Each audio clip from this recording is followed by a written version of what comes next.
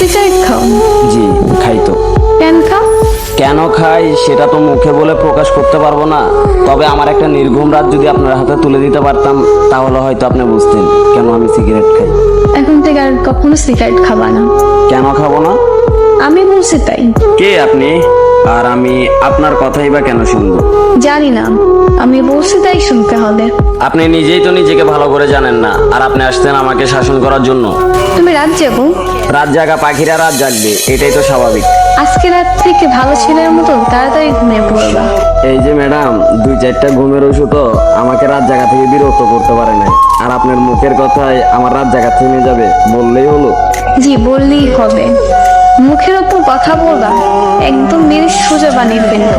আপনার কথা শুনে মনে হলো আমি একটা খেলার পুতুল, যেরকম নাচাবেন সেরকমই নাচবো। এত অবসর কেন তুমি? নিজেকে অগোছালো করে রাখতে ভালো লাগে তাই।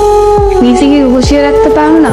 যেখানে নিজের জীবনের প্রতি কোনো মায়া নেই সেখানে আর জীবনটা গুছিয়ে কি করবো? ও আচ্ছা, তুমি এত উৎসুক না কেন? খাওয়া দাওয়া ঠিক মতো করো না? পরিবারের জন্য মাথা ভর্তি টেনশন, প্রিয় মানুষের দেওয়া আঘাত। সকালের খানাটা ঘুমে ঘুমিয়ে চলে যায়, দুপুরের খানাটা বিকাল 5টায়, রাতের খানাটা রাত 3টায়। তাহলে চিন্তা করেন শরীরটার কতটা ভালো থাকবে। এত এলোমেলো হয়েছে কিভাবে? খেলার বয়সে পরিবারের দায়িত্বটা কাঁধে, আর আপনার মতো একটা মেয়ের জন্য নিজের জীবনটা উৎসর্গ করে। ও আচ্ছা, মানুষটা ভুল ছিল, তাই ঠকে গেছো। আমি ঠকিনি, আমাকে ইচ্ছা করে ঠকানো হয়েছে। কিন্তু এরকম ভাবে জীবনে চলে না। কাল থেকে সকাল তাড়াতাড়ি উঠবা, খাবার খাবা, পরে দুপুরে নামাজ পড়া, বাসায় এসে গোসল করবা, দুপুরের খাবার খাবা, আর রাতের খাবার 10টার ভিতর খেয়ে নিবা। 12টা অব্দি আমার সাথে কথা বলবা, তারপর 1 মিনিটও জেগে থাকবা না, বুঝতে পারছো? নির্ঘুম রাত, অনিয়মে খাওয়া, আর অগোছালো জীবন, সেটা হয়তো আমি আর কখনোই চেঞ্জ করতে পারবো না। এভাবেই হয়তো চলতে থাকবে আমার জীবন গাড়ির চাকা।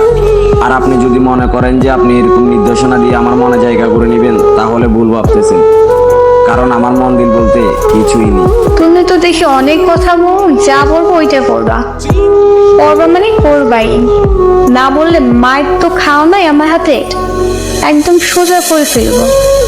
কাল থেকে আমার রুটিন শুরু তোমার লাইফে, মনে থাকো যেন।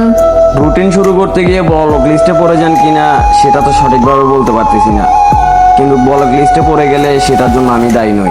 কিন্তু কোনো কিন্তু না, এখন বাইরে যা বলছে মনে থাকো যেন। আল্লাহ হাফেজ। আমি নিজেকেই তো ভালো করে মনে রাখতে পারি না, আপনার কথাটা মনে থাকবে কিনা তা আমি জানি না। আচ্ছা ঠিক আছে ভাই, আল্লাহ হাফেজ।